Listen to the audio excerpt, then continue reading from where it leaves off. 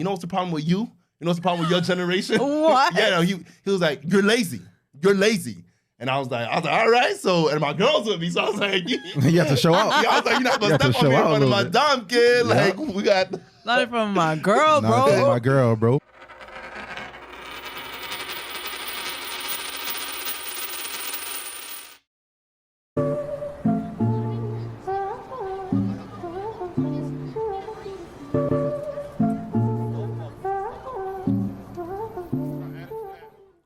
So what I'm working on right now, as y'all know, I currently work full-time at Ogilvy. But by the time this episode is released, by the time this episode is released, I hope to be released. You said Ogilvy's breaking your soul? He's not gonna break my soul. I am a full-time social media strategist, brand strategist, cultural strategist at Ogilvy. I already know that. And I've been at Ogilvy for a year. But it's interesting over time. I think I know I only have one main client right now is Merck. Merck is a Fortune 500 pharmaceutical company. I actually don't think I know this, but I'm a brand strategist on the Dove account. So one of the brands for Dove, I don't forget this is confidential. One of the brands for Dove is putting together an idea for the big game night. The Super Bowl? You gotta say the code. No. The biggest game night of all. Yeah, so we're actually working on that, and that's like a slow moving process. Yeah, I don't think I told y'all that, but I officially became a hybrid strategist at Ogilvy as of a few months ago. So I'm a brand strategist and social media strategist, and that's pretty cool being able to do that. And then there are opportunities to do business strategy as well, but that's like still in the works, and they're trying to figure it out. Yeah. But that's what the full-time work is looking like. And then outside of work, I ain't trying to look at the follow me camera. on the move with Maki. No way. Start plugging all your socials. Outside of work, y'all know. Okay, so I officially also changed my email signature to say MC/on-air talent. Yeah. I don't know if y'all recognize that. Yeah. Go. Like I'm on me. Yes. So I officially changed my thing. And I also noticed in Jeff's signature that he has his media kit attached. And I was like, that's a good idea. So I actually attached my 2022 media kit to my email signature as well, inspired by Jeff. I still got to make some updates to it. And I've just been really excited because I do believe that emceeing and hosting opportunities have been coming my way. Shout out to Jeff again. NFL players having a fundraiser next Friday. So I'll be hosting that. That's going to be really cool. And so just positioning myself, I was a moderator at Black Equity Con a couple weeks ago, and also just hosted a 4-city brunch tour with Black Women Invest. Make sure y'all follow them on Instagram, Facebook, everything. Sponsored by Meta, Facebook, all that. And so what I realized is that being a host and MC is just like a business, like just how y'all are, just how you're going out pitching the business to make money for Barbershop Speaks and all that. It's the same thing for speaking. So I realized I need to actually be actively reaching out to event organizers. I actually saw this talent agency. They booked some of their talent for the BET Awards, which I worked a few weeks ago. By the time this is recording, I don't know when, but I worked the 2022 BET Awards, and I worked as press, and so pretty much escorted celebrities to the media outlets, and also escorted the media people to the position that they're going to be on the carpet. Yeah. What are some examples of some celebrities you saw? Billy Porter was actually my first celebrity that I escorted. And he was fabulous. I also did not know that Billy Porter was an artist. Yeah. He makes great music. I think I have a new music crush type thing. Really? Yeah. No, because I'm not familiar with Billy Porter, so I need to check. Yeah. He hosts a lot of Check him major television events, like the end of the year ball drop. I think he hosts that with Don Lemon or something. Really? Yeah. He's actually excellent at what he does. Yeah, but he's really fabulous, and he's really nice. Like, I noticed he was genuinely answering people's questions at the different media outlets. I was supposed to walk Lil Uzi Vert, but he apparently didn't want to do any red carpet interviews. He's like, nah, I'm good, I'm okay. However he talks. No offense to him. But that was cool. But yeah, it was a nice experience working the red carpet. And so my goal by the time the releasing of this episode will be that I would have hosted an activation at the BET Awards 2023 and beyond. So pitching has been interesting. It has been very exhausting, but that's a part of the game. And then also building my podcast On the Move with Maki. So that has been in the works as well. I'll see you next time. So that's what's been going on. If I'm missing anything, y'all can just let me know. Lit. You shuffling a lot of cards. You spinning a lot of plates.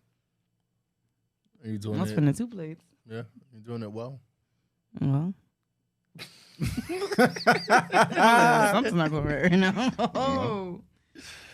I'm trying to break my soul. All right, what about you guys? You just came from traveling somewhere, right?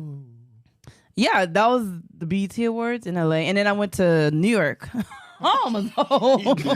New York with a K. I went to New York because TikTok was celebrating Black creative agency leaders. And that was so fun. Oh my gosh. I had the best time ever. The founder of Everyday People. Do y'all know Everyday People, the party? It's a dope party in New York and London. You heard of it? Mm-hmm. So like, I literally was like, yo, I need to get on the stage and dance with the DJ. And that's what I always do normally when I go to parties. Mm-hmm. And I was like, sorry, record me. And so I started dancing with, I asked the DJ, can I come up on the stage? He was like, yeah, of course. And I was dancing with him and all that. And I was like, it's nice to meet you. My name is Makisha. My name is Makisha. It's nice to meet you. And he was like, yeah. And I was like, oh my God, do you have your own company or what do you do? And he was like, do you know Everyday People? And I was like, yeah. He said, I'm the founder. I said, what? I was like, what are the odds? And the thing that TikTok was, they were celebrating 30 years of Boomerang, the movie with Eddie Murphy. Mm-hmm. And so y'all know that movie's around Eddie Murphy, the main character. He has a Black agency, and that's like unheard of during that time. And so the Marcus Garvey Project was inspired by that. And that night was also meant to celebrate Marcus Garvey Project. And so the alum, we just came out just to support. And I was like, well, the flights are cheaper to go to New York than it is to go to Miami. So let me just go to New York from LA.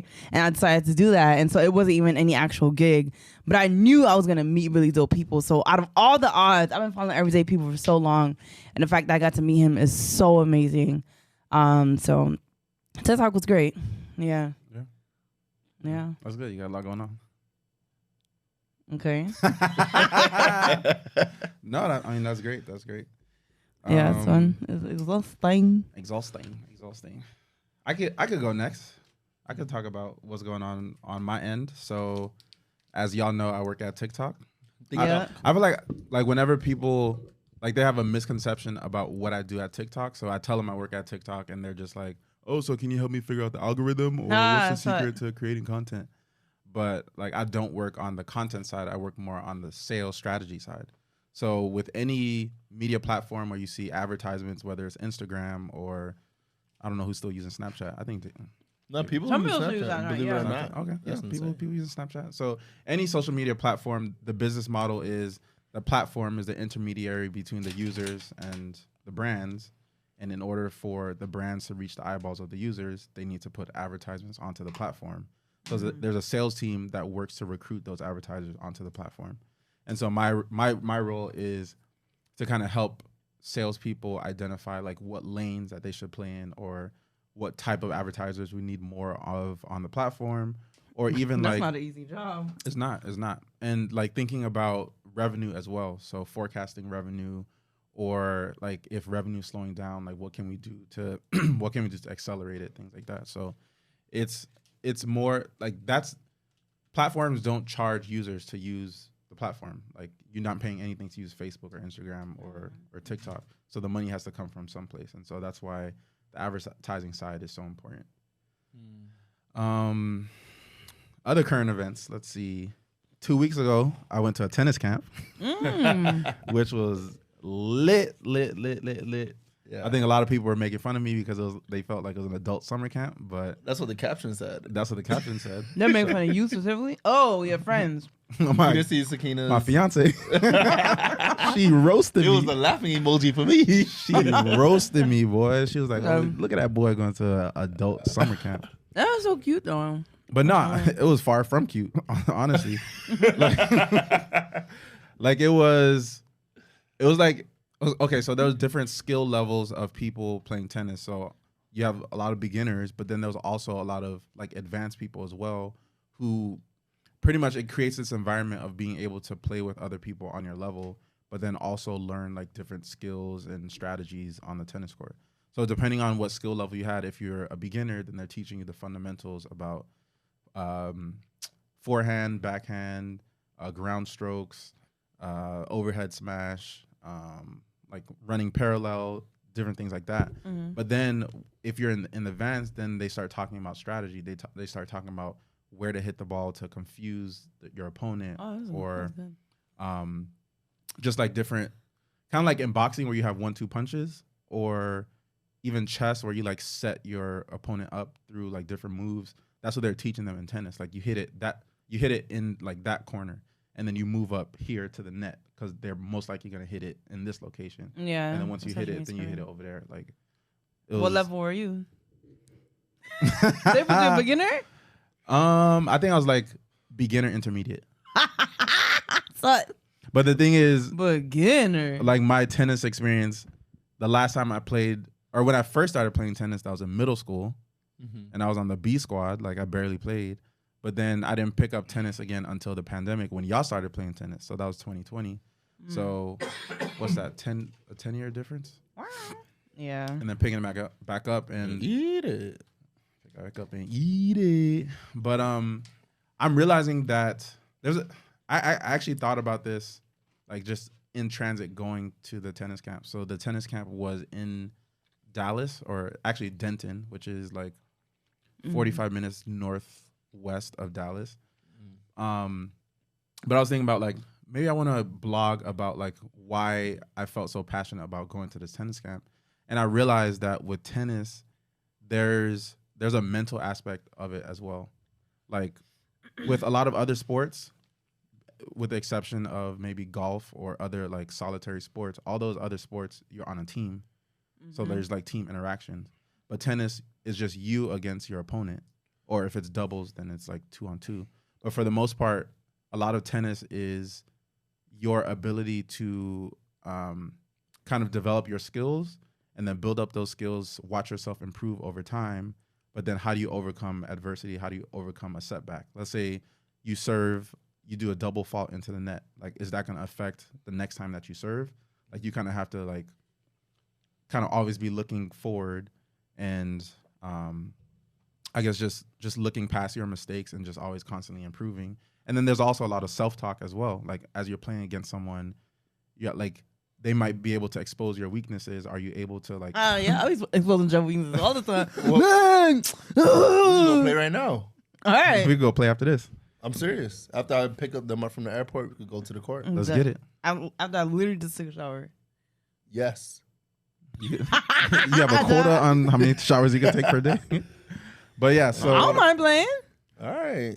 Act like the water police doesn't come after you. All right. yeah. But I would say Put it in the tennis group chat right now. that we playing tonight. Actually, I think I did put it in the chat, but it might be too short. You were committed. When are you flying though? I might think leave Thursday or Friday. I think Most it's likely better that we Friday, play actually. today because I fly Thursday morning. I'll fly out tomorrow morning. Where are you flying to? Philadelphia. All right, then we need to play tonight. We must. All right, let me put it in the group chat. But the earliest I suspect I'll be at the tennis court is 10 p.m. But remember, I have to fly tomorrow morning. But I mean, ain't nothing but a chicken wing. So I can show you how good I am. Ain't no thing but a chicken. I'm gonna show you how great I am. All right. But yeah, so I wish, like, as I was out there and seeing the more advanced players. Wait, Like sorry. Wait, aren't there new rules to getting in? Don't you need like facial recognition or something? I mean, we can go to Bree's place. The You gonna gate give her a is heads up? open? No, Bree is not in Miami. The gate is open. You can just. Okay, where's Bree? I thought you said Bree's in Philadelphia. Well, I think she's flying on Thursday Mm. or Friday. She's here. Just ask her if it's a possibility. All right. You just have to multitask, Jeff. He's the one that's talking. Yeah, you It's got gonna to be text and listen. Gonna be a solo. Which cameras? Oh, number 3. Camera número 3. Speaking of Spanish, Rip City. me and my boys, we just got back from Colombia. Colombia, Medellin. Boss. Boys trip. Yeah. So Buzzard. Colombia was lit, y'all boys. It was lit. It was Colombia a was movie. lit. It was a film. It was a movie.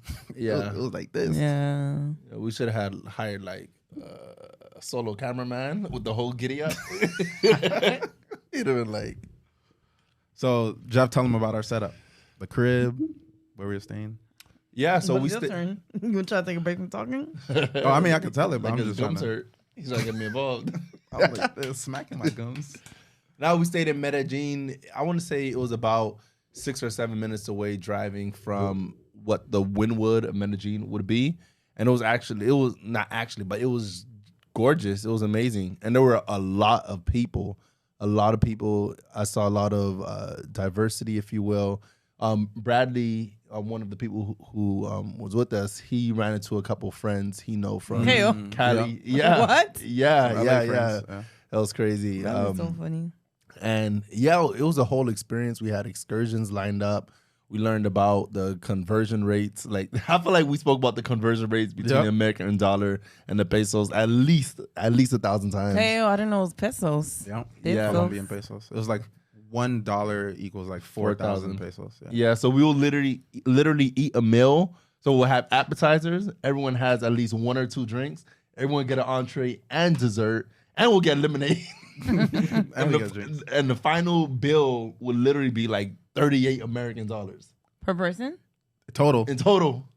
What? In Yes. total. Yeah, it was crazy. In total. I think the most we ever spent was like $77, and that was with 5 people having 2 rounds of drinks, appetizers, entrees, and Wait, dessert. I need to go to Medellin. Yeah. Yeah, it was Yeah. lit. That's crazy. It was lit. Yeah, it was great. I would say, like, so you talked about the excursion. So we did.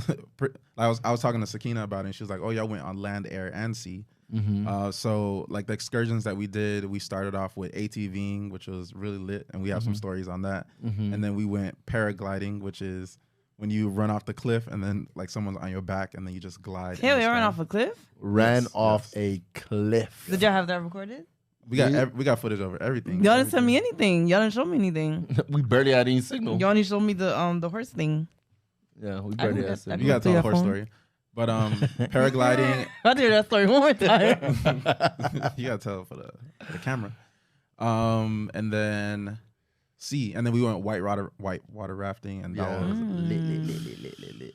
That was an experience. Like imagine extreme canoeing.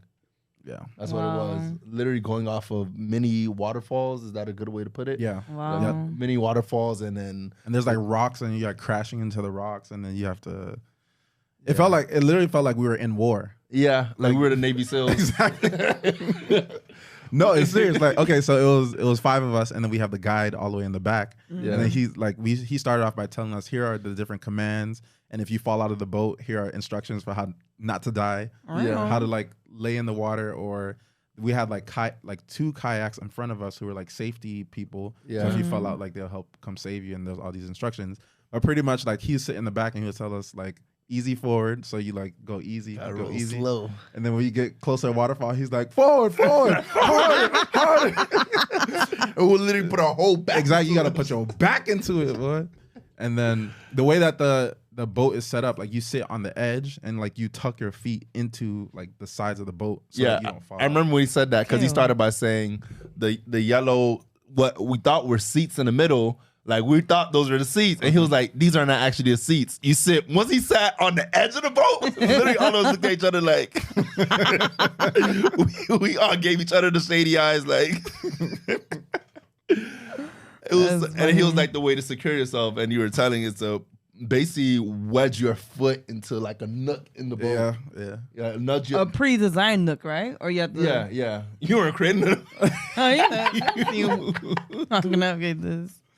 Wow. Yeah, so you wedge, and then like those different commands, like easy forward, and then forward, harder. Mm-hmm.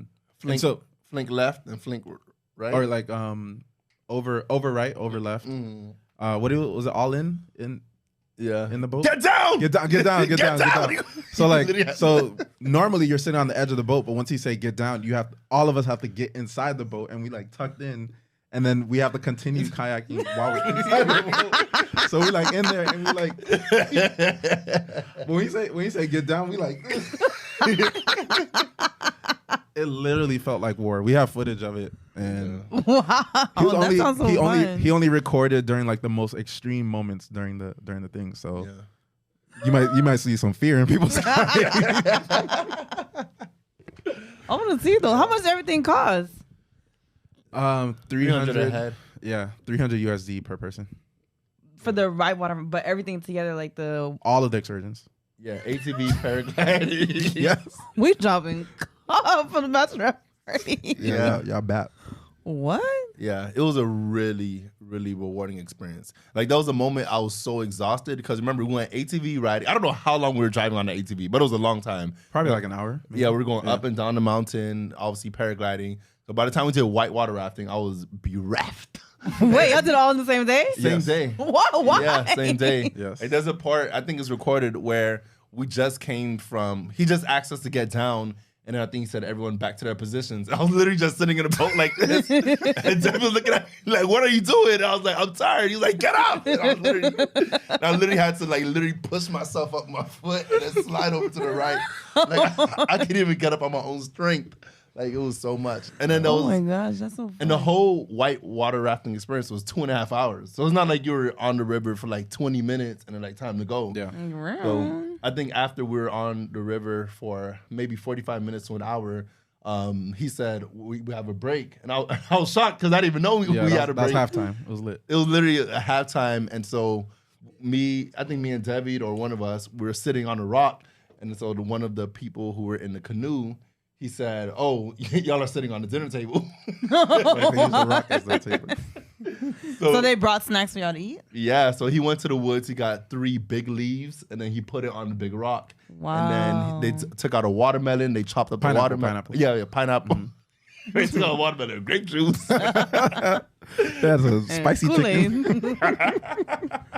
Yeah, some fried chicken wood. They took out pineapple. They chopped it up. They had this, I think you know what it's The called. candy bocadillo. Bocadillo. That thing slapped. It slapped. It was like this Wow. candy. And then they had their version of pound cake, which is called pan bimba or something like that. Yeah. Like It bimbo bust. bimbo bread. It bust. It was lit. And they had their own version of Welch's. Like, what was the juice that we had? Was it Welch's? They had this juice that came inside those cans you'll buy for $2 for $4 at Publix. That's specific. Like a Tropicana type thing. It had a drink, and then it had this huge jug of water. So that was literally the break that we didn't know we needed, but we definitely needed. Yes. That was lit. And then I would say sounds so big fun. shout out to Nestor because Shout like out without to him, Nestor. Yes. we would have been operating blindly in Colombia. But like, so me, Jeff, and David, we got into Colombia 2 days before everyone else did. And we stayed at a hotel that was 5 minutes away from the airport. We got an airport shuttle. Shuttle? And during those 2 days, we had to fight for our life. Like, Yeah, we Why? fighting for our lives. like just to communicate because like There was nobody who spoke. no one spoke English and like literally like they would say something in Spanish and like we have to catch like what they're trying to say, like catch the context. But then for us to communicate to them, like we don't know all the words either. So we have it's a combination of charades, like we have to point at different things, or we have to make noises. Or Have you know how to speak Spanish? I thought I did, but my Spanish stat is low. Jeff left his Spanish on the plane. He loved it in Miami.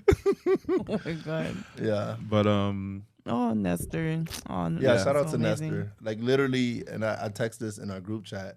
Like Nestor and his dad, because we had a chance to meet his dad. It was Oh, really nice. cool. They literally made Colombia feel like home for us. Wow. Like that was like hands down one of the best experiences of my life, in part because of him. And obviously shout out to Bradley as well, who organized it. Yeah. who organized everything. Like Bradley, I literally gave that man a part-time job Because he was literally putting all the information in the group chat, but I would never check the group chat. And he had the humility to come into my personal text messages and be like, hey, Jeff, this is due. Hey, Jeff, did you hear about this? Hey, Jeff, make sure you sign Did you hear about this? Did you hear about it? Like, that man has extraordinary patience. So I'm appreciative of Bradley. Obviously, Nestor Jr. and Nestor Sr., like, they were amazing. Yeah. The highlight of the trip was the last day of the trip when we rode horses. Yeah. Yeah. Y'all did so much? Yeah, we did a lot. So pretty much, shout out to Nestor again. He brought us to the town where his dad lives, and they live on like a ranch where they like maintain a stable of horses. Mm-hmm. And so it was probably like 8 to 10 of us out there. Each one of us were on an individual horse. Mm-hmm. And one of the traditions that they have there is like they have a bottle of liquor. It's called aguardiente. Aguardiente. It's like Everclear, like just this clear liquor that's potent. And so each one of us had an individual bottle. And the tradition is to drink as you ride the horse. Yeah. And at every intersection, you take a long swig of the aguardiente. Yeah. So you can only imagine, like by the time you get to the bottom of that bottle, you're not making the best decisions. Y'all were so. We were wobbly on the horses by the end of the night. And so Jeff has a story to tell about. Hey. There's horse story one more time. This is going to be the last time you tell I need to it. go to Colombia with Nestor then, man. Yeah. He'll show you a good time. Yeah. Wow. I mean, first riding the horses, I thought I would be scared because I'm not a big animal person, although I do believe in animal rights. I'm pandering. No, but I'm not a big... I'm not a big animal person. So for me to even touch, like I don't even touch animals like that. Like remember the first time they were giving us a tour of the stable, and Nestor's dad was like rubbing the horse with his whole hand, and I was like, "We could touch the horse." He's like, "Yeah, go ahead and touch it." And I literally went one finger. I touched the horse along his face with one finger. It's like that's not something that I do. Like Bradley, every time he saw a dog, he didn't care. He literally petting the dog, rubbing it on his stray dogs. Like I don't know, like dogs love him. He said, I think we just love him. Yeah. So, but once I got on the horse, like I wasn't scared at all. So I'm on the horse, and they were teaching us the commands. And I was like, okay, this makes sense. Like if you want. Because everything is essentially tied to the horse's mouth. So if you want the horse to go right, you just do a slight tug. And I was like, he's so soft. We all put their hands in my mouth. You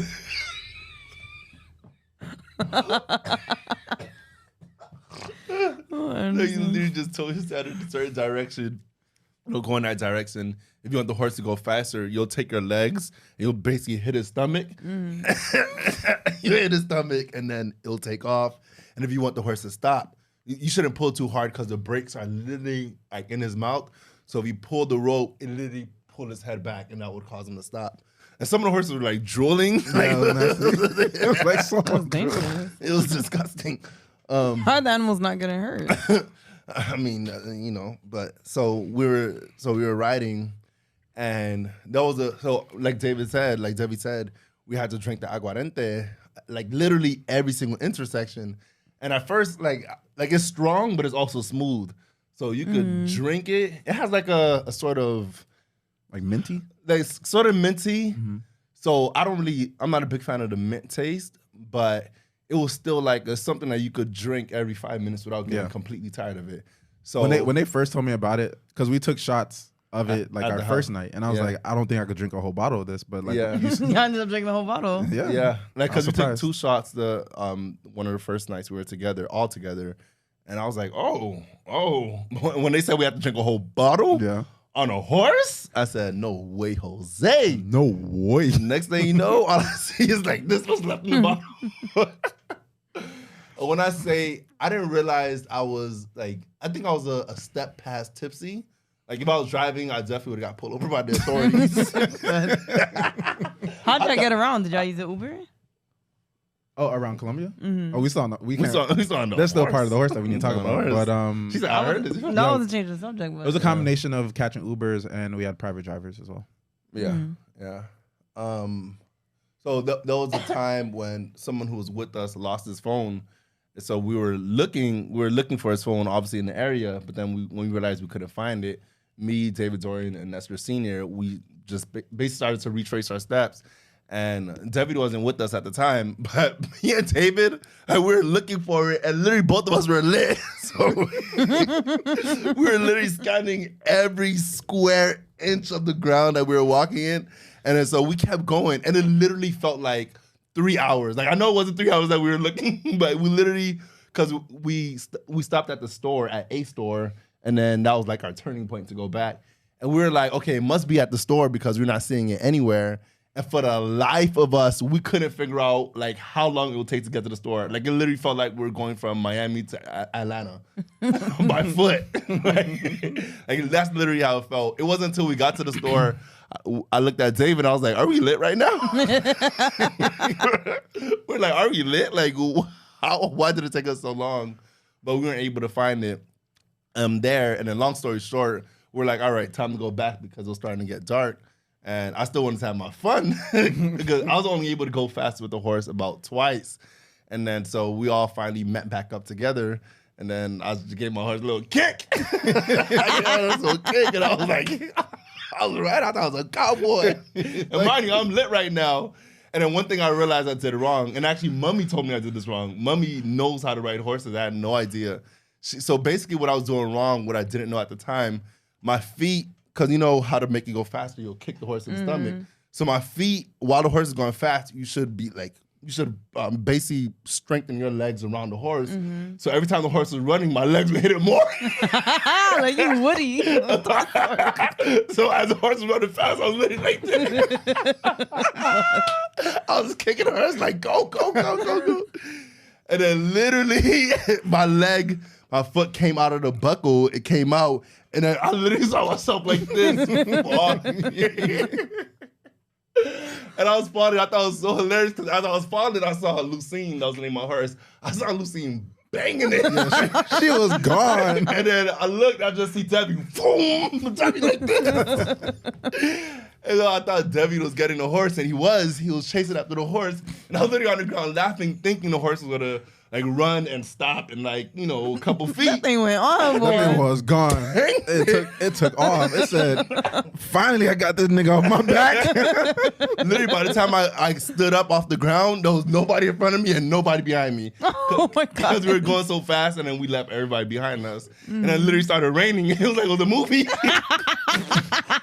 Son. It literally started raining. It was mud. And so I'm walking, and I'm like, okay. So as I'm walking, I come to an intersection, and I saw there were some locals walking by, and they had a horse. And mind you, my Spanish is not where it should be. So I'm like, okay, let me ask these locals if they saw the horse. So I was like, perdón, señor, ¿de dónde es?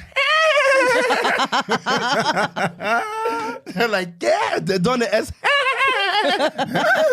Completely forgot how to say horse in Spanish. So they're talking to me as if I understand them. I'm like, no entiendo. So they're trying to talk to me. And I'm like, okay, gracias, señores, gracias. And then they walk away. And I'm like, I have no idea what they said. And eventually I see Debbie come back. And I'm like, there he goes. And I see him coming. And mind you, it's dark. So I'm like, wait. I don't see Lucine with them.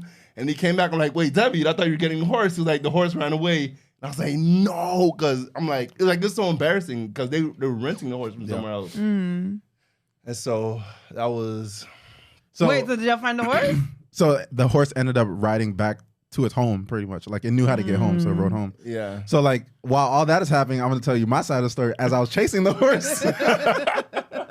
So I think, did it start with me and you, like, racing our horses? We were essentially racing, Yeah, we were... Oh, my God. Of course y'all would do that. So we were racing our horses, and I don't remember if I saw you fall off or maybe I slowed down and you took off, and then when I got up to that point, I saw you on the ground, and I kept on going up past him.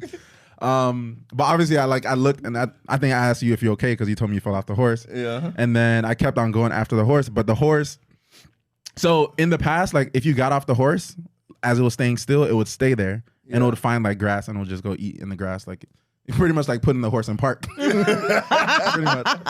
But literally Like if you fall off the horse and the horse doesn't drive, it's gonna keep on going just like any kind of car. On cruise control, you just jump out the driver's seat. Exactly. So I could see Jeff's horse and it was in a full gallop and I was like going after and I was like I was like going after it. And then as Jeff said, like it was raining, so like my feet were slipping, and then you hold on to the middle part and that part was slipping, and even my hands on the ropes were slipping. So I was like, I can't maintain that same pace as Jeff's horse. I couldn't catch up to it. Yeah. But the goal was if and when I caught up to it, like I would just hold it by like this chain by his mouth and then just walk back to where Jeff was so he can get his horse back. But that horse was gone. Like it took off.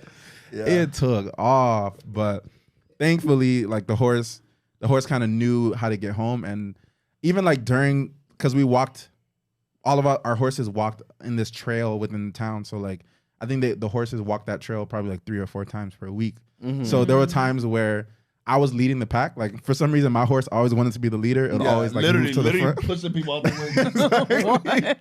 Like I even tested it. Like after we did the intersection and we took our swig, I let everyone go first, and then I was be all the way at the back. And my horse always found a way to like navigate to always get to the front. Yeah, that was a competitive horse. I don't know why I brought that up. You said your side of the story. At the intersection, the horse would know. Oh yeah, exactly. So like, so because my horse always wanted to be in the front, like I would get to like a fork in the road, and I wouldn't know which way to go, and I would always look back to be like, oh, which way? Nestor Senior, like he knew the path, so he would tell us which way to go, left or right. But my horse always knew which direction to go, so it would instinctively go in the right direction. Wow, that's so interesting. But thank God, Jeff's horse Lucine made it back. He was home. way back home. Yeah. Wait, so Nestor's dad owns that ranch? I'm not sure if he owns the ranch, but he definitely lives on the ranch and he has his horses. Yeah. Yeah. It was a good time. Wow, I didn't make a trip. Yeah. And he's very, very open. Like the doors are open. Like he wants people to experience the goodness of Colombia. Yeah. Does he speak English? He does. Wow. Great English. Yeah. I didn't make a trip. Hello. Because he went to school in the U.S. He lived in California at one point, Oklahoma. I'm not sure if he said Boston, but somewhere on the East Coast. And then obviously he lived in South Florida. And he studied animal science in college. Wow. So like he understands like all livestock and stuff like that. Yeah. Like, that's so nice. Cool yeah. And he's funny. He's really funny. He's hilarious. Yeah. And he's the same age as Daddy. And I think we were at a gas station. We were at a pit stop on our way to go to the horses. And this man was moving fast. Like he would like move on a dime. Like he would pivot. Like, he's really nimble. Like he forgot something in the store. He literally just did an about face and then started walking. I was like, whoa. And he literally has more energy than me.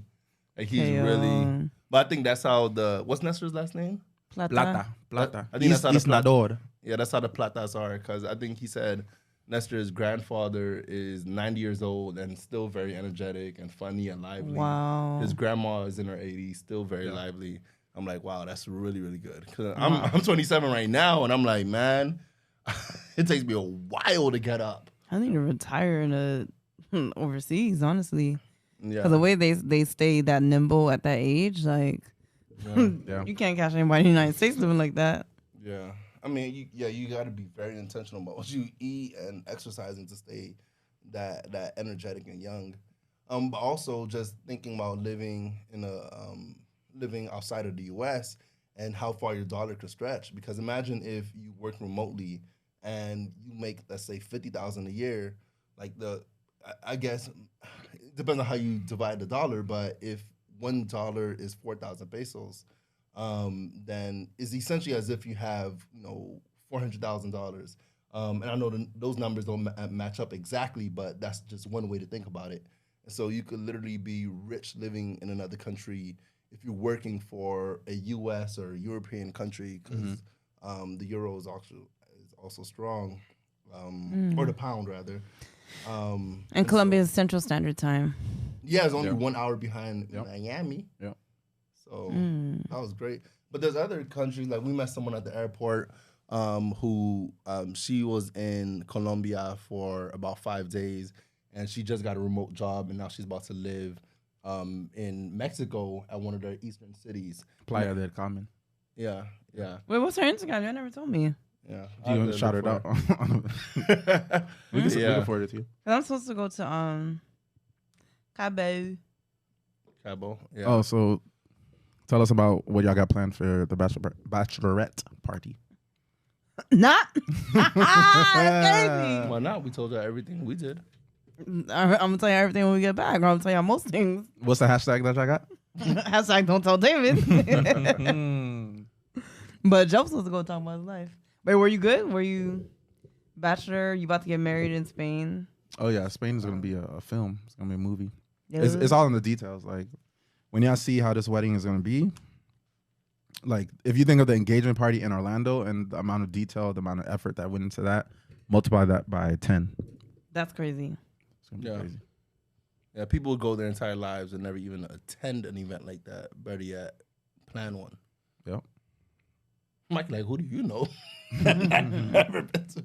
You don't know a lot of people. No, there's a lot of people who are dispossessed and they never really experienced. Dispossessed. Yeah, they never really experienced the beauty that this earth has to offer. What does dispossessed mean? Let's look it up. This is the first time I heard that word. All right, I'm sure it's a word, but like, are you trying to say like unengaged or something, or like they can't afford things? Like, what's this? Let's see. That's brazenly. What's the other word that you said in Colombia that people were arguing? Was it albatross? Yeah, albatross. Albatross. Isn't albatross a gel? I think you're thinking about Alcatraz. Alcatraz, yeah. Nasty. So the literal definition of an albatross is like a big bird around. Oh your yeah, neck. that's bird. Mm-hmm. How you know that, Maki? I had a feeling that's what it was. I did. I bet if Jeff didn't say bird yet, I would have said, "Oh yeah, it's a bird." You said, "Oh yeah, a bird." I just said it's a bird. But why is that in your memory? I don't know. Is it something that we saw together? I really don't know. Cause I used to be a voracious reader. All right, that's what it is. It's from a poem, right?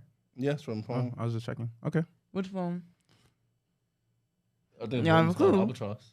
I don't know. But anyways, I so thought you were I saying Harry understand the Potter. definition of albatross as something heavy, like a heavy weight around your neck. It's sort of like a burden. So That's what you call Westbrook to the Lakers. well, let me not say that for Westbrook. Sue us, boy. We can scratch that up. Yeah. Brazy. All right. That's great. You can get married in Spain. Yeah, we lit. Yeah. What you got going on over there? There's a lot of things going on. So, as y'all know, I'm a professor at Florida Memorial University. Are you still teaching there? Yeah. South Florida's only HBCU. I enjoy working there, so I look forward to starting to teach there again. Because over the summer, I don't teach summer classes. Mm-hmm. So I have a good couple months to relax and, basically relax. But obviously, I don't relax because I'm always doing 1,000 things at once. Always. But I mean, I looked at my schedule and most of my classes are full. So I know it's going to be a great semester. It takes me about 2.5 to 3 months to learn everyone's names. By the time I learn everyone's names, it's literally finals week. Oh my god! Wait, when does the semester start? It starts, I think, the third week of August.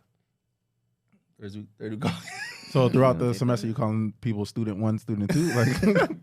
Like I remember the names of the people who come late because I'm always like, "What's your name?" And then they'll say, "My name is John." I'm like, "John, why are you late?" And da, da, da.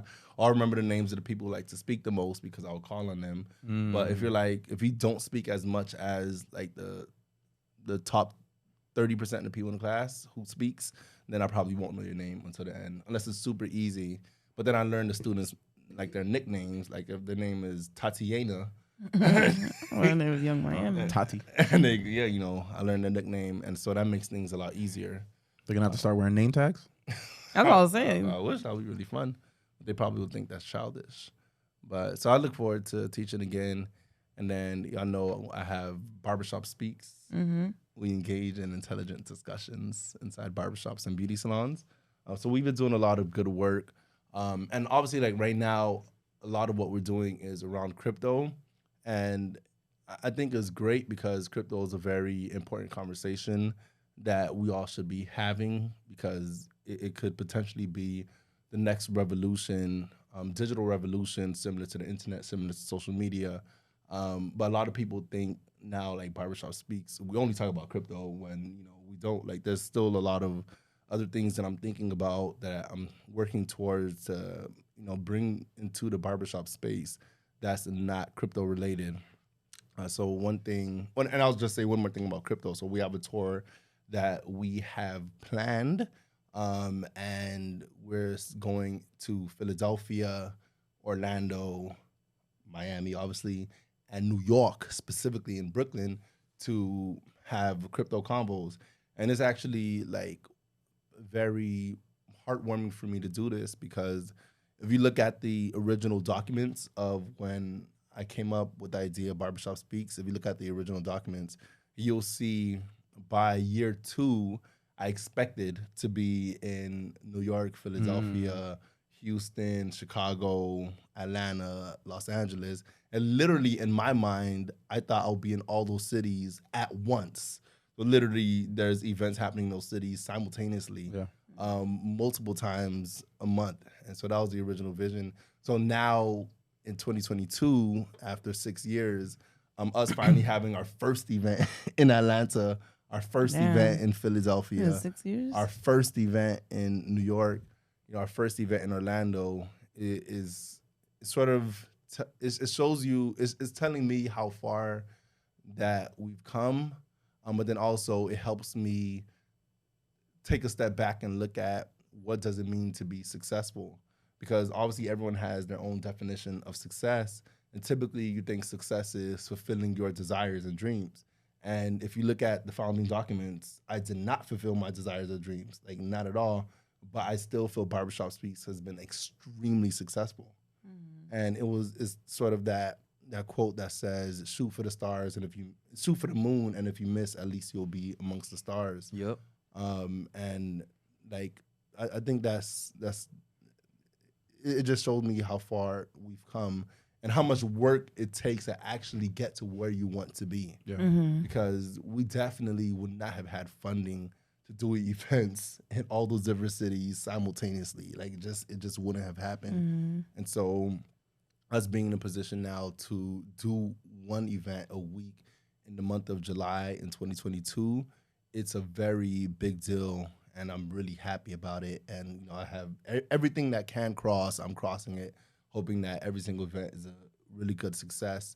And just working with so many different people, bartering services, paying people what they're worth. I'm not negotiating people's worth at all. Just looking to pay exactly what people ask. Because I want to value people's experience and expertise, and then meeting people in different cities who've been also doing great works. Like there's this one barbershop we went into in Philadelphia too. We're not going to have the event at this specific barbershop, but but it was really interesting because the second I walked in and I told him about Barbershop Speaks and about crypto, like he just went off. Like he's literally the typical loud barber who knows something about everything, but he speaks as if he knows everything. Older gentleman in his 50s who will always ask you, how old are you? How old are you? Just to tell you how much older he is than you. And he basically, that was a really fun experience because he was like, this young kid is not going to walk into my barbershop and say he wants to hold a conversation without getting challenged. And he was like, you know what's the problem with you? You know what's the problem with your generation? What? Yeah, no, he was like, you're lazy. You're lazy. And I was like, all right. So, and my girl's with me, so I was like, You have to show out. I was like, you're not gonna You have to step on me show in out a front of my little bit. dumb kid. Like, we got, Not it from my girl, Nah, this is bro. my girl, bro. so I was just going back and forth with him, and he was like, he was saying that y'all want to be all on the internet and do things digital, but there's no shame in being a plumber, there's no shame in being a construction worker, there's no shame in being any of that. And I'm like, you're absolutely right. There is no shame in any of those jobs because a society cannot function without plumbers, full stop, period. A society cannot function without construction workers. But I told him at the end of the day, we should be encouraging, and I told him, like, although we're having crypto convos, let's say crypto doesn't become the next revolution. Let's say it doesn't, although I do think it will.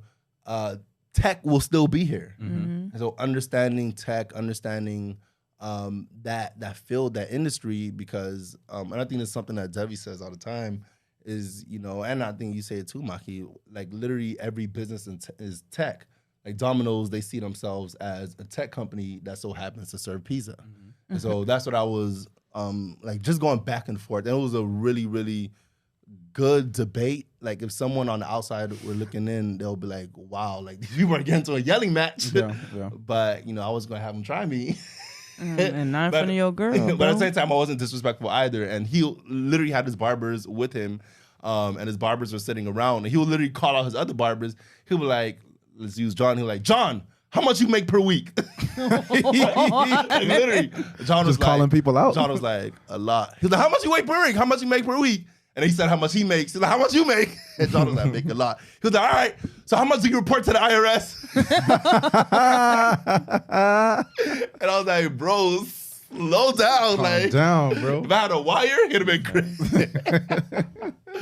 But just people like that I wouldn't have met if I only stayed in Miami. So so although I didn't choose his barbershop, he plans on coming to the Barbershop Speaks in Philadelphia. Yes. And he will make his voice heard. Yeah, that's lit. So that's gonna be like really, really interesting. I gotta reach out to him. But I do want to hold an event in his shop because he has a really nice barbershop at the bottom. And on the second floor is a full beauty salon. Nice. It's a full beauty salon. So I'm thinking about doing an event there where I don't know, the conversation could be on relationships or fatherhood and motherhood or whatever the case is. But I'm thinking of having like an all-male panel in the barbershop and all males in the bottom and an all-women panel on the top and all women. And then so that's be the first hour. And then after the first hour, we switch. All the women go down to talk to the men on the panel and all the men go up and talk to the women. Interesting. Because literally 2 full shops Wow. in the same exact place. So I'm thinking about doing that, and I told him I wanted to do something with him. Well, I mentioned him to say he has had like formal conversations in the barbershops too. So he's been in the local newspapers in Philadelphia. He has like has it like plastered on his wall in like a frame of some of the media coverage. So like although he does talk a lot, like he's serious about who he is in the community and what he does. Anyway, so I say that like I just meet a lot of incredible people in the barbershops. And so one thing that I'm working on now, I guess this has been classified, but I'm about to declassify it as the executive director of Barbershop Speaks, because I really feel like we might get funding to do this. I've been working on what's called the Fatherhood Enrichment Initiative. And so a couple months ago, Governor DeSantis, he passed a law, I believe called Involved Fatherhood. And so he's putting hundreds of millions of dollars into programs that speak directly to fatherhood. And in a press conference when he was signing the bill, he specifically mentioned barbershop talks about, concerning fatherhood. And so someone from Florida Memorial University sent me the article, and I was reading it, and I'm like, wait, he put in hundreds of millions? He mentioned barbershop stocks? This is what they want to do? Alignment. And I was like, all right, bet. I was like, tell me what I need to do. Like, I'm an executor. Like, that's what I do. I execute. And so he was like, man, come up with a program, and let's see if they're willing to put money towards it. So I said, you said too much. I'll in my room. Say less. And mind you, at the time, I was planning the tour for Crypto Convos. Like, I had a whole bunch of things I was doing at the same time. But I was like, I'm going to dedicate a couple hours to make sure I create this proposal. So I created about a 3 to 5 page proposal, and the details are forthcoming, or depending on when this release is already out, on what we will do with the initiative. But we're essentially going to have something called Mentor Mondays, where every Monday there's going to be a small group of fathers who meet together released all of it inside a barbershop. Yeah. And then so every Monday it could be the same group of guys or more guys coming, and there'll be like a fixed fatherhood mentor, if you will, in the shop, just having conversations. So it'll be like a therapy session for fathers to learn, like, oh, I have a 6-month-old. Oh, my wife is pregnant. Oh, I have a 10-year-old. So everyone will be teaching each other about fatherhood. And then every Wednesday, we're going to have what's called Wellness Wednesdays. So this is going to be different, where every Wednesday there's going to be a different professional in the area of, so one Wednesday will be financial wellness, another Wednesday will be physical wellness, another Wednesday will be mental wellness, and another Wednesday will be, I think, nutritional wellness or something like that. Okay. So the first Wednesday of the month will have a nutritionist who will have office hours inside a barbershop. And then so they'll be able to go inside the barbershop and literally meet that person in the chair and then talk about their diet, talk about whatever. And the next Wednesday we'll have a mental health therapist, or or counselor with office hours inside a barbershop. They're able to go in, talk, and so forth and so on. A physical trainer, like, all right, this is what you got to do, something like that. And then so every Wednesday we'll have a different set. And then so we'll look for professionals in that. And then every Friday it will be the same exact thing with office hours, but it will be called Financial Fridays. So every Friday it will be a financial advisor there every single Friday. So I created that proposal. It looks like it's probably one of the best documents I ever created. Like, although I am an author and I wrote 3 books, I don't consider myself like a great writer. But that document, it was great work. It's great work. I ain't gonna lie. Like, I read it a whole bunch of times. I was like this way right here. You read it as many times as I watch my stories. There's one thing about Maki, she gonna watch her stories. No, it's over and over and over. Yeah, and honestly, like, I'm like really anxious in a good way, because I really want to see this come into fruition. Because if the governor and they're still working on how they're going to allocate the money. So although he signed the bill a couple months ago, the bill officially came into effect this past Friday. Yeah. So now basically the coffers are open and they're there to allocate the money. So now, because it's a completely new program, the government is trying to figure out, okay, what's the process for people to apply and allocate money? And they know for sure they want to put them, because typically, like, the government, they have a lot of money, and what they typically do is they would give a large part of money to different organizations in order for them to decide how to allocate that money. So the government may say, okay, you've been doing a lot of great work around homelessness. We just got $25 million to do homelessness. Mm-hmm. Organization, here's $20 million for homelessness. You keep $3 million because you already be doing good work, but you also know good actors in the community who also need the money. So they'll have to go through. You'll distribute. So that's sort of what they're thinking of doing, at least in part with HBCUs. And so we're literally the first ones, like, not only the first HBCU, because I'm gonna do this in partnership with Federal Memorial, but like the first ones, period, to even go to Tallahassee and say, this is what we want to do with the involved fatherhood money. Mm. And so there's a really good chance that we'll be able to get funding in order to do that work. But that's what I'm like. I love crypto convos. I love everything that I'm doing, like with the traveling and all of that. But like, this is that's an initiative that if and when I'm able to set it off, like, that would probably be one of the most meaningful things that I've ever done.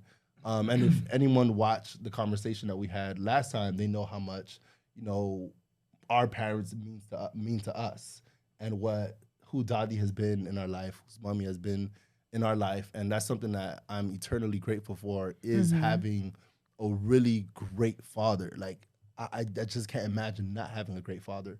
And so being that there's so many people from our community who either didn't have a good father, or they didn't have a good father and now they're raising children and they want to be that great father, but they never had an example, to create something that could potentially help them to be who Daddy was to me, is probably one of the most important things that I will ever do in my life. So I'm like really stoked and excited about that.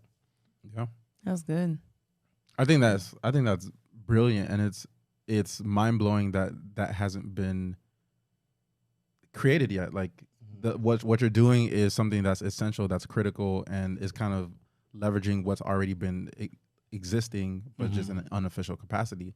Like, I remember growing up, every Saturday you go with your dad to the barbershop, and then you just hear different men within the community, and you hear different topics. Like, you talk about sports, or you talk about politics, current events, you talk about relationships, you talk about religion, philosophy, everything. That, like, as a young man, you grow up in the barbershop.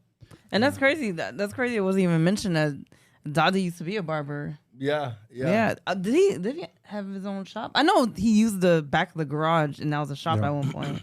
Yeah. And we literally went to his barber school with him. Do you remember doing that? I remember those bunch of wigs everywhere. I remember that. That is so crazy. Yeah, and that's something, like, honestly, I didn't even think about that 3 or 4 years into starting Barbershop Speaks. I was doing an interview with a media organization, and it literally dawned on me that Daddy was a barber. Like he was an actual barber, and we had a barbershop literally in our house. Yeah. And I was like, wow, like it's just amazing how everything. At one point, it was in the new house, and then it was in the garage. Yeah. Yeah. And I remember we had a computer in the garage too. Yeah. And I remember like being on the computer while he was cutting somebody's hair. Yeah. Everything comes back full circle. I feel like with Barbershop Speaks, it's clear on the benefit that the people in the community have, like the people who attend the barbershops, and then you're creating a platform for all these different subject matter experts to come in and talk about health and wellness or finances or mental health, those kind of things.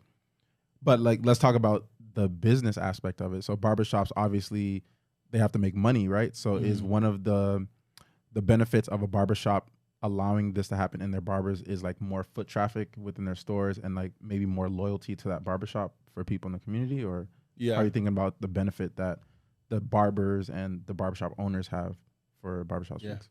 So that's a great question. So although this is not what I'm doing, one can make a strong argument that Barbershop Speaks is a marketing arm for barbershops. Because if you think about it, how many times do you stroll, or when you had somebody cut your hair, but how many times did you stroll into a new barbershop? Like rarely. You had your barber and that's the only one you went to. Yeah. So for barbershop, it's a great benefit that like 95% of the people or more who come to my events in the barbershop never heard of that barbershop, never stepped foot in that barbershop. So they get a lot of new traffic. And actually, like I've heard this more times than once, where someone was probably dissatisfied with their own barber and they came to Barbershop Speaks and then they just started doing their hair there. Yeah. So that's a big benefit. Now that I'm, and for 6 years, like I never really, I never made money from Barbershop Speaks. Like we've received a few donations for when we would collect donations for Haiti inside barbershops, which is also pretty cool. Like we would have like a drop-off center, if you will, and different like getting school supplies for kids, but we never really profited anything. But once we started getting sponsors from specifically for the crypto convos conversations, I don't know if they're related, but that's when barbershops started asking like, you got to pay something to use our space, and I never heard that before, literally for 6 years. Like it was never even a question or thought for a barbershop to say, you got to pay to use the space. But when I was in Philly, that's one of the first things, not one of the first things, but that's something that they said. Definitely in Brooklyn, they were like, how much you going to pay us to use our space? Yeah. And so now I have to start thinking about that and incorporating that in a potential budget. You know what's interesting? Like, because I'm thinking as far as tech and being able to enable, like Uber, right? Like we talked about tech companies. Uber is pretty much finding a way to do matchmaking of, you have empty space in your car and you want to have some flexible work, time. So like you bring people in and you make money off of them coming into your cars. There's an interesting concept there where you're repurposing what the barbershop is used for. Like if you think about going to a barbershop, you probably go every 2 weeks and you go once every 2 weeks. But now you're creating more opportunities for people to go to barbershops outside of getting their haircut. And now you're turning barbershops potentially into event spaces. Like, have they thought about that? And like it's kind of like opening that door, and imagine like what kind of other events can happen in barbershops and barbershop owners kind of diversifying like their income streams. Like, instead of just like cutting hair, now you're like having some kind of event space for different things. Yeah. So I've been to, I don't want to exaggerate, but I want to say I walked inside maybe close to 100 or over 100 barbershops, although I didn't have events at all of them. And maybe only 3 or 4 barbershops actually had used it as an event space before. Like it's something that's not common at all. And it's typically the more beautiful barbershops that had different events there. Like the Barbershop Speaks I did in Atlanta, it was a barbershop / bar, and they had like a full bar open to the public that anyone can come into. Yeah. And you literally couldn't get your hair cut there if you were under the age of 21 because the bar was like almost always operational after a certain time in the day. And so it's definitely a place to have events there if you beautify your shop. Oh, most shops are not, don't look that good. No. That made me think of something. Yeah. I actually might be able to go to the event on the 15th that you're speaking at. The fundraiser? Yeah.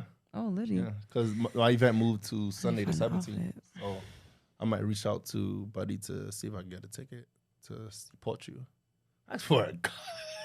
I say I'm ready to co-host now. It's crazy. Oh, shocked. he actually asked a friend of his to co-host.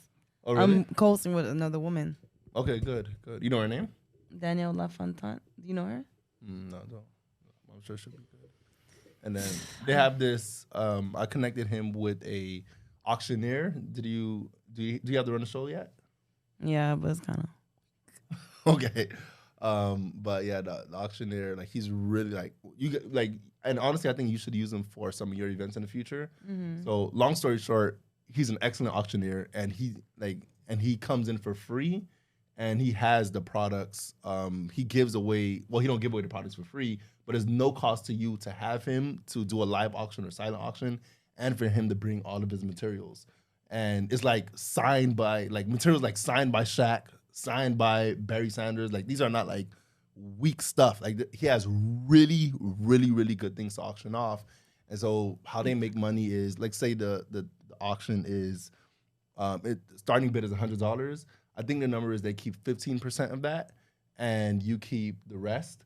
And let's say the auction goes for 150, they only keep 15% of the original bid, and you keep the rest. Mm-hmm. Yeah, and so I think, this might be obvious, but they only do it for nonprofits, but if you're having an event and you want so you'll tell them, okay, he'll ask who's the audience. So you say the audience are Black women. So they'll go into their archives and find something signed from That's really cool. the first Black woman of who was a Fortune 500 company or whatever. Like they pull crazy things like that. That's interesting. And so if you're ever having an event that's community facing, I don't think it has to be a nonprofit, but I think it has to be community facing.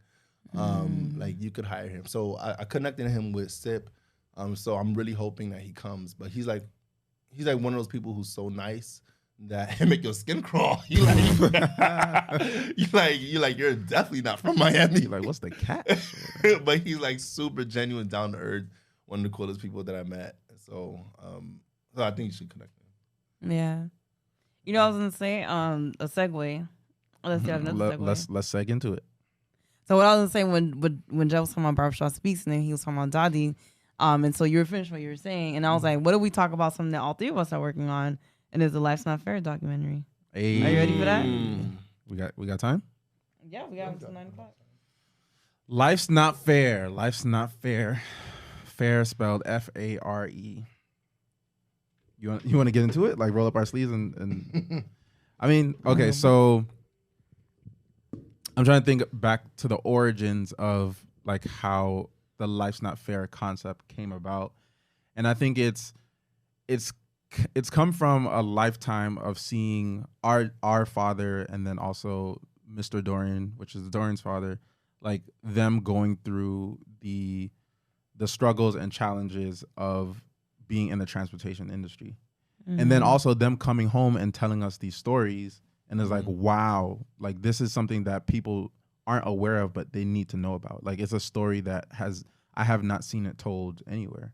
Mm-hmm. And you probably see cab drivers in New York, and there's all these different, whether it's Italian drivers or for European drivers, but you haven't heard the story of the Haitian driver especially in Miami. It's very prevalent. And you look, and then also you look around at our peers, people who are our same age, and their fathers are doing the same thing. They're all in transportation industry, or their mothers are in nursing or in some kind of health job or clerical work or things like that. So it's a story that a lot of us share, but it's a story that we don't really talk about often enough.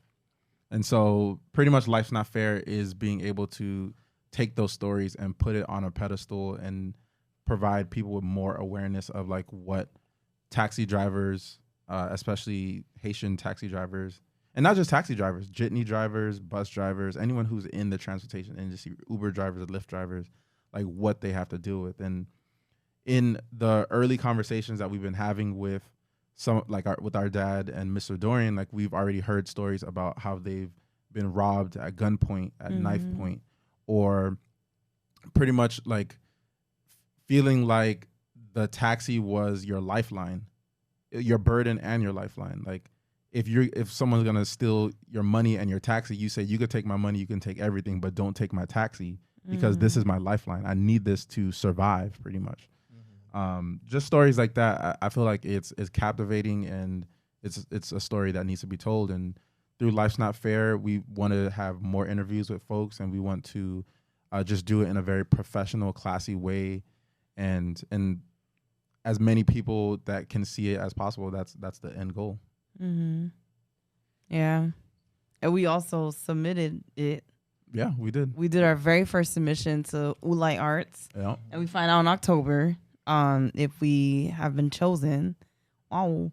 But Ulai Arts is an organization that's dedicated to just supporting emerging artists and creatives, filmmakers. And so they're just really dope. They actually just opened an artist residency. Well, the application was July 11th. I told Venice about it. You get 1 full year of a free studio space, and you get connected to resources. But they're just a really vast organization that's based here in Miami to help tell stories. And they've actually, you can tell that they do have a commitment to even the Haitian community, because there's so many Haitian stories that have been awarded with their filmmaking residency and even with the Ellie's Awards, and we applied for the Ellie's. Yeah. And so, do you want to talk about the process of applying? I'm kind of somebody else want to talk about it. Well, I don't want to talk about the process per se, but the recording highlight reel that we that's what I meant. Not like specifically, these are the questions, but more of like how the process challenged us to come together and to create, it was very challenging. Create like a prototype or like a MVP. first hitter, an MVP, if you will, and like who we pulled in to help us out, like that part of it. Yeah. I mean, honestly, that was definitely a very intense moment when we had to I don't want to say put everything aside, but really fit Life's Not Fair into the busy lives we were already leading. So around that time, I was obviously planning for Barbershop Speaks, and then it was the end of the semester, so we had finals week, had to put a lot of grades in, but then we had this deadline to submit. We didn't want to just submit, like, this is what we want to do and some chachi video, but we actually wanted to sort of go through the process of recording Dadi, driving in what's in his Uber now, and then driving to the taxi place. And one, I guess this is kind of behind the scenes, in the scenes, so it's sort of interesting seeing like how Dadi adjusted to like being on camera, like knowing that there's a camera on him 24/7, and then but also seeing the nervousness he had of, wow, like the lights are on me and the spotlight is on me, and sort of the hesitance and reluctance to even do it, because he kept saying, I don't want to be on camera unless I'm with my best Mrs. friend, Dorian, Mr. yes. Dorian. And I was like, Dadi. And at first I thought that was kind of weird, but I mean, also he never did this before, and so like being with his best friend was his comfort space. It was his comfort zone. And us finding like, all right, Mrs. Jordan is not available at this time. We need you like to do it at this time because I have to do this on Thursday. The only time we could record is Wednesday morning because I have this meeting I have to do at 12, go to at 12 p.m. or whatever. And Maki is, working at Ogilvy. Obviously, at the time, she was doing a lot for her brand and like really gearing things up to show the world what she has. On the Move with Maki is popping and all of that. And so it was like a very narrow window. Yeah. And it was like one of those moments where, put a lot of, like what they say about diamonds, putting all the pressure on the diamond. Yeah. That's what makes it shine the brightest. Shine bright like a diamond. But just finally doing it, and then Mummy coming along, I think that was really cool. But then just seeing him realize, okay, like I'm already on the court. Yeah. Like tip ball. You gotta perform. The ball's already tipped. Yeah. Like it's either you're gonna get 0 points in the game or you're gonna try to go for 30. Yeah. Like that's what it is. Like that's the option when you're on the court. That's a sports reference. You know, those are the options when you're on the court. It's either you're gonna be trash or you're gonna try your best to win the game. And that's what he did. And so just hearing him open up and be vulnerable and share his story, like I think it was very, very touching. And then seeing as the time progressed, it went from, all right, we're only gonna be doing this to an hour and a half, to us like begging Daddy, like, all right, we got things to do. Like we gotta end this. Yeah. So he got more comfortable as Absolutely. you continued recording. Yeah. Absolutely. Like he wanted to stay at the taxi place and tell more stories. Yeah. He wanted to go inside the actual Yes. office where, I don't know if you want to tell this part. He said every Wednesday, 5 p.m. Every Wednesday, 5 p.m. You know, we have the clip for that. They saying one number, but they put their fingers on different at 5 p.m. Yeah, and it was really nice seeing him light up too. He was like, "Wow, I haven't been here That in how nostalgia. long? 30 minutes, That 30 nostalgia. years, 20 years." No, not 30 years, but like 5 years. Because Oh, he started okay. to Uber. Yeah. But he started That's going there crazy. 30 years ago. Yeah, Yeah. and so like imagine Dadi in his late 20s. Mm-hmm. In his late 20s. So imagine going there every single week, well, every day, I guess, like to do the taxi thing for 20 plus years and then be at 58 years old and to go back and be like, wow. Yeah, that's What? that nostalgia. Yeah. Like going back to a place that you went to all the time. Yeah. For 20 years? That's a lot. But it was very exciting seeing him light up. And then I'm also very grateful. And this doesn't have to completely like change like the subject about the actual recording, but I was very grateful that we had Edson and Joshua, Yeah. Jean Baptiste, to help us with this process. Like Edson and Josh are literally geniuses. They are. Yeah. They are. Yeah. Brilliant minds. Brilliant. Wow. And shout out to both of them, because y'all be repping the Noels hard. Yeah. Y'all fans of Noels, and I Yeah. appreciate that. Thank you. And I got to act in a movie with Edson too. Yeah. We're on screen together. Wait, really? Yeah, the same movie that Mummy did, where Mummy played the mummy. Yeah. And when she was like, "Bushi bam back on your molamdi," but the director asked me to be the nurse, and so Oh, I literally wow. only had one line. I had one line out, and I was wearing a mask, so you can't even tell that's me. I had no But- idea. Wait, what's the line? So in the movie, Edson's dad got into a car accident, and so I'm the nurse and I'm trying to feed him. So they literally turned a room in the CIC into like a little physical therapy area, whatever. And so I was trying to feed him, and he kept on pushing my hand away. And I was like, "You have to eat, sir. Come on, you have to eat." And then I had to like look and do a double take because Edson was walking into the scene.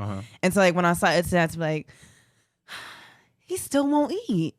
And so it was like, it's okay, I got it. I'm so sorry. And I was like, all right. And I just walked off the scene. You got to start somewhere. You got to start out small. Boy. Yeah, I was very excited, and That's like I lit. know one day I'll be in acting. So even starting there, I'm just like, That's it. I loved it. You know, part of that, like what reminds me is Mummy.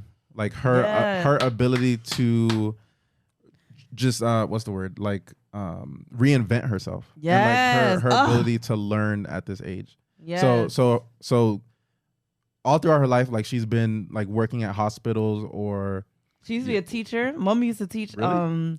middle school students in Haiti. did Yeah, not know she that. left Did not her know parents' house or her mom's house Same. and moved to another part of Haiti, and that's where she met Pastor Sien. that. Uh-huh. And the pastor that goes to secular house very often. And so he got her a teaching job. Yeah, I didn't know. So she's teaching I feel like Mummy is very like agile. Like she's flexible and knows how to like move and like just really adjust really quickly. But I think most recently, while I've been here in Miami, like she told me that she wants to learn how to play the piano. So we went to a music store and Space music. in West Dixie, and we were just looking at different pianos probably for like an hour, and like just found the perfect one for her. That's like it's lightweight, so she can when it's at the house she can move and be at the dinner table, or she can play it on her bed or wherever.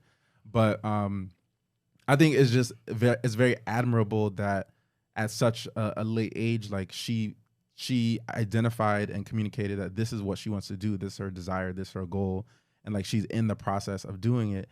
And even while we're at the piano store, I guess most people know that I've been playing piano since I was 7 years old. So I'm pretty good on the piano, but I was Pretty teaching her. good. That's an understatement. But I taught her Fuego Jacques in the store, and within 10 minutes she knew how to play it, which is crazy. And I feel like some people doubted her ability to to learn, but like she continues to just prove people wrong. Yeah, Mummy is very inspiring. Like the fact that she got this role, and I can see Mummy 100% being in acting. Yeah. Like I can really see her growing in that area because it'll challenge her in different ways. Yeah, and I feel like it's so natural for her. Like Mummy's in the Oscar award. She just don't have an Oscar yet. She's theatrical. Like literally, like I would absolutely love that for Mummy. Oh my god! You know how like whenever you see a black movie and you see the same black moms, like they play the moms every single time, every single movie. Like there's a handful of like older black actresses, or you always play the mom and you do such a great job. Why can't that be Mummy whenever they need like a Haitian mother in different movies? And I think her fearlessness to try new things and then not being afraid to fail, like I think that's rubbed off on us. Wow. Yeah. That's real. Yeah. I'm excited for Life's Not Fair. I do think we have a very good chance because truly the story that we're telling we have not seen. Yeah. I have not seen it on screen, but it's something that is such a real experience for most Haitian Americans, I feel like, in Miami. So I just can't wait. I can't wait. Yeah. Say 49. My gums hurt. They're gonna charge us if we say past 901. No, I think we had a good place right now. Yeah. You want to do your ending? Not because this is not on the move, Mikey. All right. I want to get them to record us, so we could probably use that 10 minutes to take pictures and stuff. But this is a good combo. This is therapeutic. Well, I'm testing out different names. This is what's the word? Candid Convos on camera. This is on air with the Noels. Noel and Company. Noel season. Noel Media. That's probably a conversation for another time, is the vision behind Noel and Company. Like Noel and Company is probably the parent company, but there's different divisions within it as far as having one side being a production company, one side being a consulting company, and one being an investment arm, Noel Capital. You just need to present the business plan. I'll present it at the next podcast. How about that? Yeah. How about that? Meet me outside. Really how about that? So. Meet me outside. How about that? Meet me outside. How about that? How about that? So the audience is a bunch of hoes? The hoes are laughing. Yup. That's crazy. All right. Well. That was great. See you next time. Nah. Gang, gang. Crazy. Liddy. Noel and Cole.